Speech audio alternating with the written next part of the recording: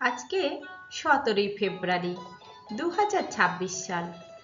আজকের দিনে বিশেষ কি গুরুত্বপূর্ণ রয়েছে চলো জেনে নিই। আজকে আমাদের বাংলা সাহিত্য জগতের এক শ্রেষ্ঠ আধুনিক কবি জীবনানন্দ দাশের জন্মদিন। কারোর জন্মদিন হলে তাকে শুভেচ্ছা জানাতে ভালো লাগে না? রূপসী বাংলার কবি প্রকৃতি, নিঃসঙ্গতা, সময় চেতনা ও অস্তিত্বের গভীর বোধ নিয়ে তার কবিতার রচনা করেছেন।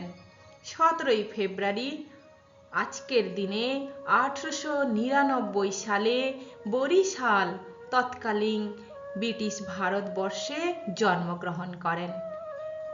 আর 22শে অক্টোবর 1954 সালে কলকাতায় ট্রাম দুর্ঘটনায় তিনি মৃত্যুবরণ করেন।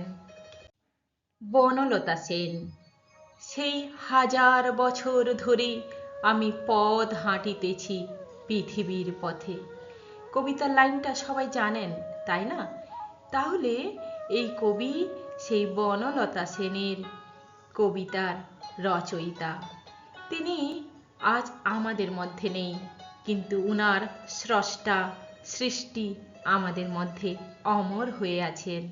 তাই কবিকে আমরা সশ্রদ্ধ প্রণাম জানাই।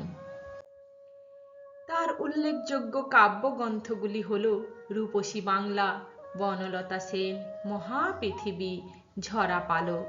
তার এই কবিতাগুলি শুধু প্রকৃতি বা গ্রাম বাংলার জীবনের চিত্র তুলে ধরেনি, বরং সময়বোধ, নিঃসঙ্গতা, ইতিহাসের চেতনা, অস্তিত্ববাদিতার ভাবনাকে জাগিয়ে তোলে।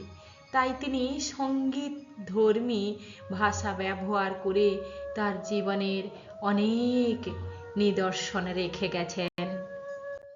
তেমনি আর একজন বিখ্যাত ব্যক্তি ডেভিড হেয়ার, যিনি আমাদের ভারতবর্ষে এক আধুনিক শিক্ষার অগ্রদূত হিসেবে পরিচিত।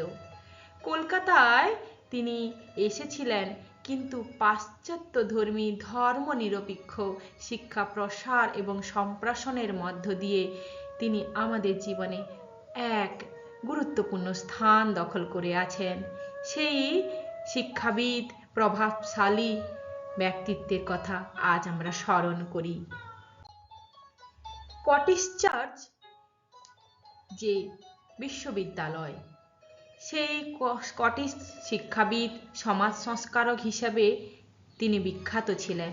আজকের দিনে 17ই ফেব্রুয়ারি তিনি জন্মগ্রহণ করেছিলেন 1775 সালে স্কটল্যান্ডে।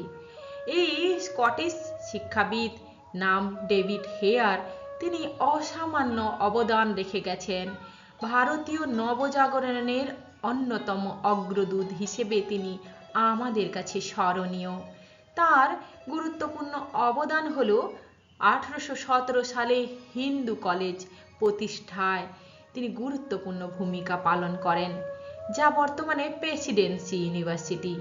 1818 সালে হেয়ার স্কুল প্রতিষ্ঠা করেছিলেন।